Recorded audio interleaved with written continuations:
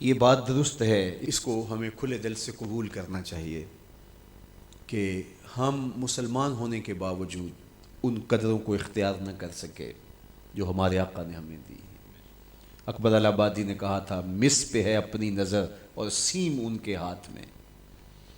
ہم تو تانبے پہ نظر جمائے ہوئے ہیں اور چاندی وہ لوگ لے گئے. اقدار عالیہ، رویوں کی خوبصورتی، قوانین کی بالادستی اور زندگی کا بہت سارا جمال وہ ہم سے چھین کے لے گئے. یہ خزانہ ہمارا تھا، لیکن صاحب جام اسی کا جو بڑھ کے تھام لے، جو بھی محنت کرے. ایک وہ زمانہ بھی تھا کہ شارلمان اس کے لارڈز ابھی دستخط کرنے کی مشق سے گزر رہے تھے. ابن حزم کے قلم سے 1000 کتابیں نکل چکی تھی. وہ زمانہ بھی ہم نے دیکھا جب پیرس میں کیچڑ تھا اور بغداد عروس البلاد کہلاتا تھا. ہم نے وہ دور بھی دیکھا ہے جب وہ سواد آشنا بھی نہیں تھے، حرف آشنا بھی نہیں تھے، اور ہمارے منجم ستاروں پہ کمندے ڈالتے تھے. جب ہم محنت کرتے، خدائے زندہ زندوں کا خدا ہے، یہ اس کا اصول ہے، یہ اس کا ضابطہ ہے. لیکن جب ہم جو ہیں وہ پیچھے آ گئے تو انہوں نے آگے بڑھ کر جام تھام لیا. یہ بات میں ضرور کہوں گا، خیر کی قدریں جہاں بھی ہیں، کسی کفر کے معاشرے میں بھی ہیں، لیکن وہ پھوٹتی میرے حضور کے قدموں سے ہی ہیں. چوکھٹ اسی سے ہی فیض اور نور اور روشنی پھوٹی ہے، اجالے یہیں سے گئے ہیں، ورنہ انسان آج بھی زنجیروں میں جکڑا ہوتا. وہ کیسا سماج تھا کہ جب بیٹی کو زندہ درگور کر کے باپ آتا تھا تو معاشرہ اسے داد دیتا تھا کہ تو نے اپنی آبرو بچا لی ہے، تو نے اپنی عزت بچا لی ہے. اور یہ اتنا بڑا گھنونا جرم. قیامت کے دن سب سے پہلا سوال نماز کا ہوگا، لیکن سب سے پہلا فیصلہ قتل کا ہوگا. دوسرے لفظوں میں یوں کہہ لیجئے، حقوق اللہ میں سب سے پہلے نماز کا سوال ہوگا، اور حقوق العباد میں سب سے پہلا فیصلہ جو ہے وہ قتل کا ہوگا. اور قتل میں بھی وہ بچیاں جو زندہ درگور کی گئی، ان کا مقدمہ پہلے لایا جائے گا. قرآن بتاتا ہے وَإِذَا الْمَوْءُودَةُ سُئِلَتْ بِأَيِّ ذَنبٍ قُتِلَتْ. قبروں میں گڑی ہوئی بچیاں اٹھائی جائیں گی، اللہ کی عدالت ہوگی، ان کے ظالم باپ کٹہرے میں کھڑے ہوں گے. اللہ ان بچیوں سے پوچھے گا بِأَيِّ ذَنبٍ قُتِلَتْ، تمہیں قتل کیوں کیا گیا؟ اب ان بچیوں کو تو پتہ ہی نہیں ہمیں کیوں قتل کیا گیا.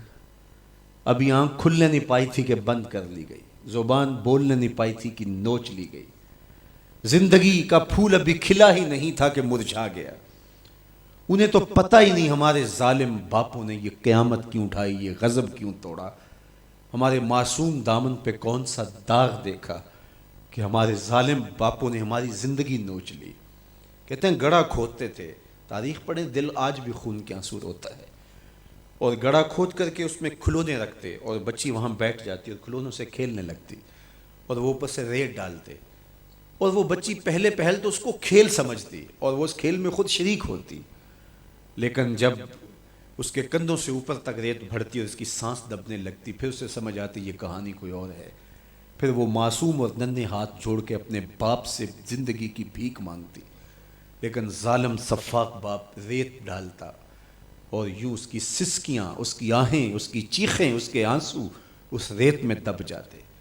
اور اس معصوم ننھی چڑیا کے لیے نہ کوئی موم بتیاں جلانے والے تھے، نہ کوئی اس کے لیے احتجاج کرنے والے تھے، اور نہ کوئی اس کی FIR کٹتی تھی.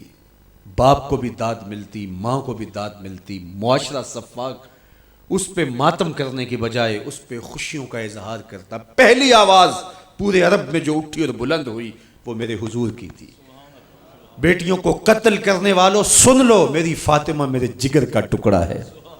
یہ پہلی آواز تھی. یہ صرف کلمہ محبت ہی نہیں ہے، اس ظالمانہ سماج کے خلاف جو ہے وہ علم جہاد میرے حضور نے بلند کیا. میری بیٹی میرے جگر کا ٹکڑا ہے. اور کہا جو 2 بیٹیاں، 2 بہنیں اللہ کی رضا کے لیے پروان چڑھائے اور ان کا نکاح کر دے، قیامت کے دن وہ یوں میرے نیڑے ہوگا جس طرح یہ 2 انگلیاں کری. یہ جب میرے حضور نے فرمایا، مجمع سے ایک شخص کھڑا ہو گیا. حضور کیا جس کی 2 بیٹیاں نہیں ہیں اس کو یہ اعزاز نہیں ملے گا؟ کسی بیچارے کی 2 بیٹیاں نہ ہو، 1 بیٹی ہو، تو کیا اس کو یہ اعزاز نہیں ملے گا کہ وہ آپ کا ساتھ پائے؟ حضور نے فرمایا اسے بھی ملے گا. لیکن میں آپ کو دعوت فکر دیتا ہوں کہ اس سوال کے پیچھے کی کیفیت دیکھیے. اس کی 1 بیٹی تھی، کہاں بیٹیاں زندہ درگور ہو رہی ہیں اور کہاں ایک بیٹی والا کہتا ہے کاش کہ میری بھی 2 بیٹی۔ یہ تھا لایا ہوا میرے حضور کا نظام۔ بیٹیوں والے فخر کرنے لگے کہ ہماری بیٹیاں، یہ ہماری بخشش کی ضمانت ہوگی، 2 بیٹیوں کا نکاح کر لو، بخشش کی ضمانت۔